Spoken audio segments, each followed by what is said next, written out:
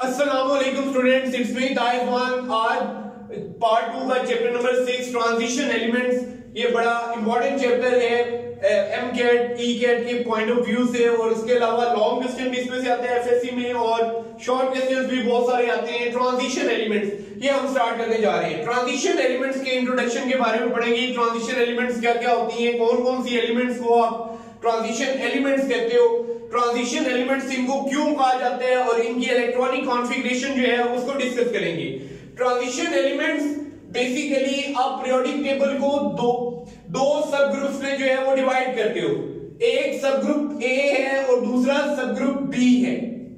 सब group A वाले elements जो है they are called normal elements, while subgroup B elements are called transition elements.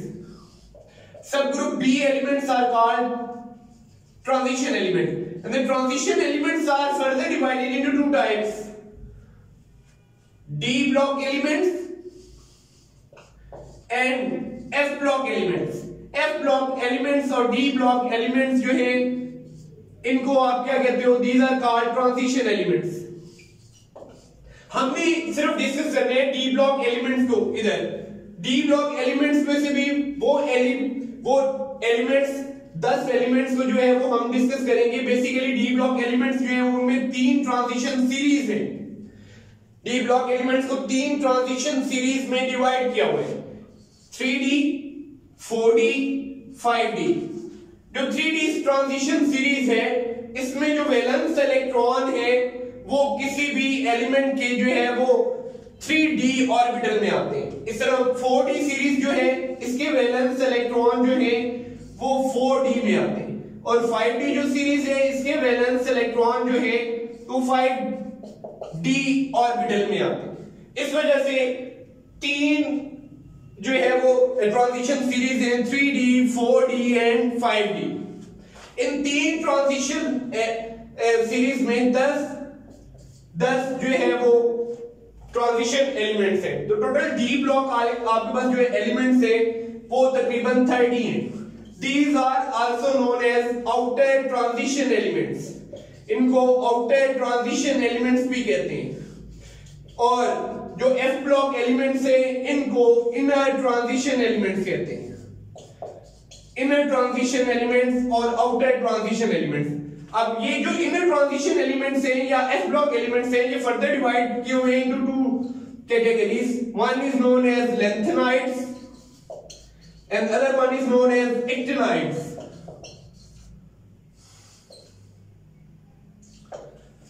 अब हमने सिर्फ डिस्कस करना है बेटा डी ब्लॉक एलिमेंट्स को। डी ब्लॉक एलिमेंट्स में से भी फर्स्ट ट्रांजिशन सीरीज को हम डिस्कस करेंगे, विच इज 3D सीरीज। इसको इंशाल्लाह हम जो है वो डिस्कस करेंगे हमारे इस जो है वो लेक्चर में। हम इसकी इलेक्ट्रॉनिक कॉन्फ़िगरेशन में पढ़ेंगे, इसमें मौजूद जो 10 एलिमेंट है उनकी इलेक्ट्रॉनिक कॉन्फ़िगरेशन पढ़ेंगे। अब पहले हम एक सवाल की तरफ आते हैं कि ट्रांजिशन एलिमेंट्स को ट्रांजिशन एलिमेंट्स क्यों कहा जाता है। बेटे जो नॉर्मल एलिमेंट्स है उनमें 2 ब्लॉक है, एस ब्लॉक जिनके वैलेंस इलेक्ट्रॉन एस ऑर्बिटल में आते हैं, और पी ब्लॉक एलिमेंट्स जिनके वैलेंस इलेक्ट्रॉन जो है वो पी ब्लॉक में आते हैं। तो ए जो सब ग्रुप है उसमें एस ब्लॉक एलिमेंट्स हैं और पी ब्लॉक एलिमेंट्स हैं। बी सब ग्रुप में डी ब्लॉक एलिमेंट्स हैं और एफ ब्लॉक एलिमेंट्स हैं। तो ये इनको ट्रांजिशन एलिमेंट्स क्यों कहते हैं? इनको ट्रांजिशन एलिमेंट्स जो डी और एफ ब्लॉक एलिमेंट्स हैं इनको ट्रांजिशन एलिमेंट्स इस वजह से कहा जाता है because their properties are in transition between S block elements and P block elements. उनकी प्रॉपर्टीज जो है वो उनके दरमियान जो है वो ट्रांजिशन में होती है। किनके दरमियान? जो मेटेलिक एलिमेंट्स हैं एस ब्लॉक के और जो नॉन मेटेलिक एलिमेंट्स हैं पी ब्लॉक के, उनकी प्रॉपर्टीज जो है वो उनके दरमियान होती हैं। इस वजह से इनको ट्रांजिशन एलिमेंट्स कहा जाता है। दूसरी बात कि ये ट्रांजिशन एलिमेंट्स इस वजह से कहलाते हैं कि इनमें जो है वो डी ट्रांजिशंस होती हैं। इनको आप क्या कहते हैं? डी ट्रांजिशंस या एफ ट्रांजिशंस। ऑर्बिटल्स के अंदर, सब शेल्स के अंदर ही ट्रांजिशंस होती हैं, इनको आप डी ट्रांजिशंस कहते हो। एक ही सब शेल के अंदर ट्रांजिशन हो रही है, ये आगे जाके हम पढ़ेंगे। आज हमने 3D सीरीज के बारे में पढ़ना है कि 3D सीरीज कौन सी है। 3D सीरीज में 10 एलिमेंट हैं। Scandium, titanium, vanadium, chromium, manganese, iron, cobalt, निकल, कॉपर एंड जिंक। इनके एटॉमिक नंबर है या प्रोटॉन नंबर है 21, 22, 23, 24, 5, 6, 7, 8, 9 एंड 30।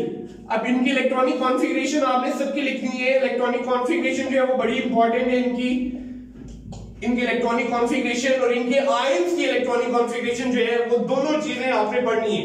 सबसे पहले आप सब में आर्गॉन की इलेक्ट्रॉनिक कॉन्फ़िगरेशन लिखोगे।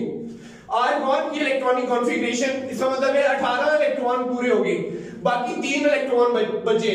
तो आगे आपके पास ऑर्बिटल 2 है 4s and 3d, तो 2 इलेक्ट्रॉन जो है वो इसमें रहेंगे, 1 इलेक्ट्रॉन इसमें चला जाएगा। इसी तरह नेक्स्ट है आर्गॉन 4s2 3d2, इस तरह आर्गॉन into 4s2 3d2, इस तरह argon 3d3, argon 4s2 3d4। अब इस तरह से अब ये देखें, ये बड़ी इंपॉर्टेंट है, मैं यहां पे रुक गया हूं इस वजह से कि ये बड़ी इंपॉर्टेंट है। क्रोमियम की इलेक्ट्रॉनिक कॉन्फ़िगरेशन, क्रोमियम की इलेक्ट्रॉनिक कॉन्फ़िगरेशन और लास्ट में कॉपर की इलेक्ट्रॉनिक कॉन्फ़िगरेशन, ये बड़ी इंपॉर्टेंट है। क्रोमियम में अब हम ऐसे लिखते जा रहे हैं 4s2 3d4, 24 इलेक्ट्रॉन हमने पूरे कर दिया। 18 आर्गॉन में ये 20 हो गए और 4 24। अब बेटा ये करेक्ट इलेक्ट्रॉनिक कॉन्फ़िगरेशन क्रोमियम की नहीं है। उसकी वजह क्या है? 4s में से 1 इलेक्ट्रॉन यहां पे रहेगा और 1 इलेक्ट्रॉन जो है वो 3d में चला जाएगा। 3d में क्यों चला जाएगा? 3d को हाफ फिल करने के लिए। 3d हाफ फिल क्यों इंपॉर्टेंट है? बेसिकली ऑर्बिटल्स जो स्टेबल होते हैं, ऑर्बिटल्स कैसे स्टेबल होते हैं आप भी बेटा याद रखते हैं। s ऑर्बिटल सबसे ज्यादा स्टेबल है, फिर p, फिर d और लास्ट सबसे कम स्टेबल ऑर्बिटल f है। इसके अलावा आपको पता है कि s सब शेल जो है, s सब शेल में मैक्सिमम 2 इलेक्ट्रॉन आ सकते हैं, p में 6 इलेक्ट्रॉन आ सकते हैं, d में 10 इलेक्ट्रॉन आ सकते हैं और f में 14 इलेक्ट्रॉन आ सकते हैं। ठीक है, ये कंप्लीटली फिल्ड है। ये सारे के सारे ऑर्बिटल्स जो है these are completely filled orbitals. ठीक है, अब इनमें s में अगर 1 इलेक्ट्रॉन हो, p में 3 इलेक्ट्रॉन हो, d में 5 इलेक्ट्रॉन हो और f में 7 इलेक्ट्रॉन हो, तो ये हाफ फिल्ड होंगे। ये हाफ फिल्ड है। ये कंप्लीटली फिल्ड और हाफ फिल्ड ऑर्बिटल जो होते हैं वो ज्यादा स्टेबल होते हैं देन पार्शियली फिल्ड ऑर्बिटल्स। ये देखें, ये हाफ फिल्ड है, these are half filled orbitals and these are completely filled orbitals. And what are partially filled orbitals? Partially filled orbitals इनके बिल्कुल मुख्तलिफ होते हैं। जैसे p में 3 इलेक्ट्रॉन हो तो ये हाफ फिल्ड है और 6 इलेक्ट्रॉन हो तो कंप्लीटली फिल्ड है। लेकिन p में 1 इलेक्ट्रॉन हो, 2 इलेक्ट्रॉन हो, p में 4 इलेक्ट्रॉन हो, p में 5 इलेक्ट्रॉन हो तो ये पार्शियली फिल्ड है।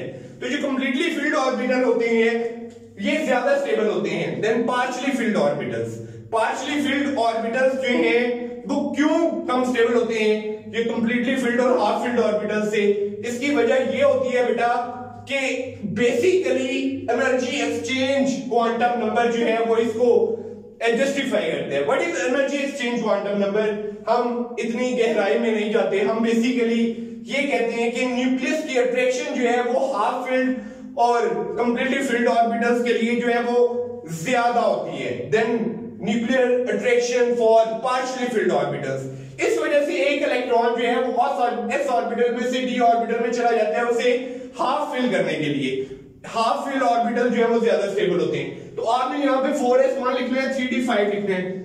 नेक्स्ट आर्गॉन मैंगनीज की इलेक्ट्रॉनिक कॉन्फ़िगरेशन है आर्गॉन 4s2 3d5। इसी तरह आयरन की आर्गॉन 4s2 3d6। इस तरह कोबाल्ट आर्गॉन की electronic configuration into 4s2 3d7।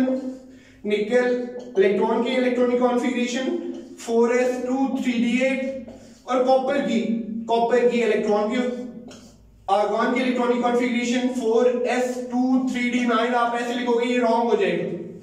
यहां से एक इलेक्ट्रॉन यहां पे शिफ्ट हो जाएगा इसे कंप्लीटली फिल करने के लिए। डी में 10 इलेक्ट्रॉन ही आते हैं, तो जब इधर 10 हो जाएंगे ये कंप्लीटली फिल हो जाएगा, ये स्टेबल हो जाएगा, इधर 1 हो जाएगा, हाफ फिल्ड भी स्टेबल है, कंप्लीटली फिल्ड भी स्टेबल है।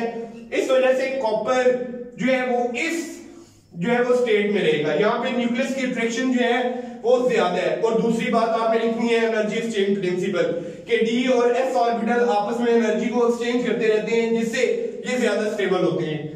जिंक की electronic configuration argon into 4s23d10। अब लास्ट पे ये सारी इलेक्ट्रॉनिक कॉन्फ़िगरेशन है।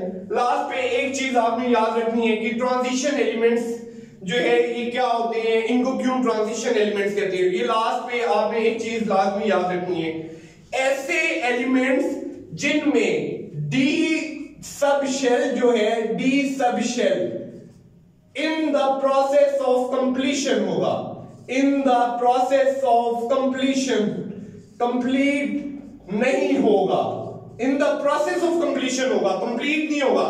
जैसे ये जिंक में डी सब शेल जो है वो कंप्लीट है, ये पूरे ही वैलेंस शेल ही कंप्लीट है। इस वजह से जिंक जो है ये टिपिकल ट्रांजिशन एलिमेंट नहीं है। ट्रांजिशन एलिमेंट के लिए लाजमी है कि डी सब शेल जो है वो इन द प्रोसेस ऑफ कंप्लीशन हो, उसे कंप्लीट नहीं होना चाहिए। होप आपको जो है वो वीडियो जो है वो अच्छी लगी होगी, आपको जो है वो अच्छे तरीके से ट्रांजिशन एलिमेंट्स की जो है वो समझ आ गई होगी। ठीक है, आपको क्रोमियम और कॉपर की इलेक्ट्रॉनिक कॉन्फ़िगरेशन जो है वो अच्छे तरीके से समझ आई होगी। अगर कोई बात समझ ना आई हो, कोई चीज समझ ना आई हो तो आपने लाजमी कमेंट सेक्शन में बताने।